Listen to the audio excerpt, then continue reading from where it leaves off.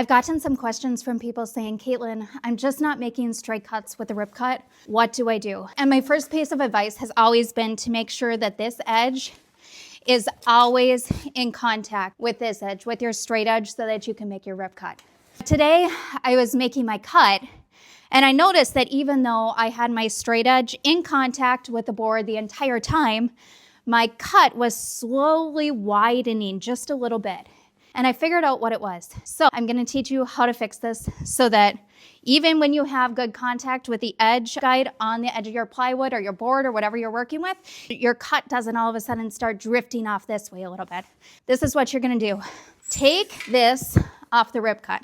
Take this sled off. Now, my saw is unplugged right now, but I want you to find this screw right here. Turn this over, find this screw. I'm pretty sure this is a T20 Torx bit or a star bit. And what you're gonna do is you are just going to tighten this screw just a little bit, just tighten it.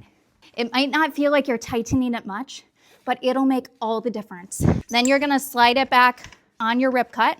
There we go. Gonna slide it back on your Rip-Cut, and now it'll clamp super tight and it will not shift, because what was happening before is the screw that I was just showing you got a little bit loose. And so what was happening is this would start to open a little bit, and as I made contact and kind of was gently pushing my saw this way just so that I would always have contact with the edge of the board, with the edge of my plywood, this would ever so slowly drift farther and farther off. So instead of a nice straight cut, it would start to veer this way.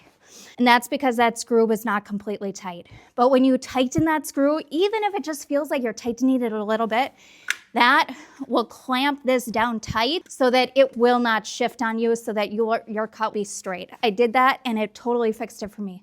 So first, make sure your edge guide is always in contact with the edge of the plywood or the edge of the board. That's most important. Second, if that's still not working, check the screw right under here, that locks this right into your Rip-Cut width. Check this, do that.